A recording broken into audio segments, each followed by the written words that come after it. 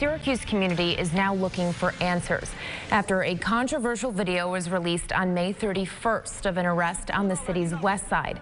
Now, that 30-second clip, seen thousands of times on social media, has angered some neighbors, many of them addressing those issues with the Syracuse Police Chief Kenton Buckner at a regularly scheduled meeting this afternoon.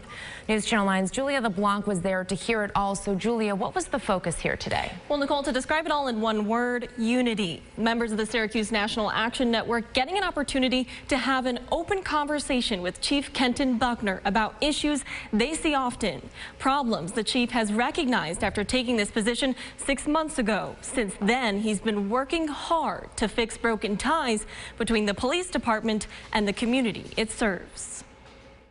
We are very upset about the actions in the video.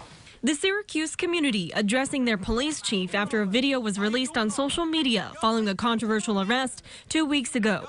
Twiggy Bilyeu says people are hurt by what they're seeing, not just in this instance, but in everyday life. We want to be able to get back to being able to do true community policing, where community members see police officers on their street and say, hey, how you doing, instead of, oh my God, it's the police, let me go in the house. Something Chief Kenton Buckner has been working on. He sees the disconnect between law enforcement and the public. A police chief or a police department or the community working by themselves or in silos is not going to improve that. We have to work together even when we disagree. The area Buckner is hyper-focused on is the city's north side, which he says has the most crime and the least amount of trust in the department.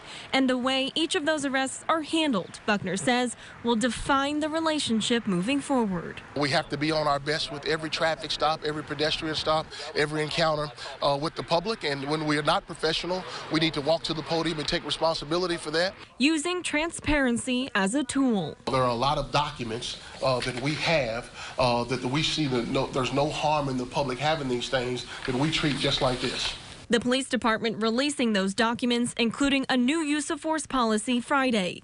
And though Chief Buckner knows papers won't change things overnight, it's just the beginning. You know what I'm up against. That's right. You've seen it. You know how historic it is. Don't expect me to fix anything in 6 months that you've been watching for 30 years. That's not fair to me. Now, I do want to point out that Chief Buckner was invited to speak at this meeting a month ago, well before the May 31st incident. The chief will continue this conversation on Monday when the police department plans on releasing their results of the review of the arrest. Nicole. Julia, thank you. Now, the police chief says the officers are already going through training for the new use of force policy released publicly on Friday morning. And if you would like to read those documents in full, you can head on over to localsyr.com.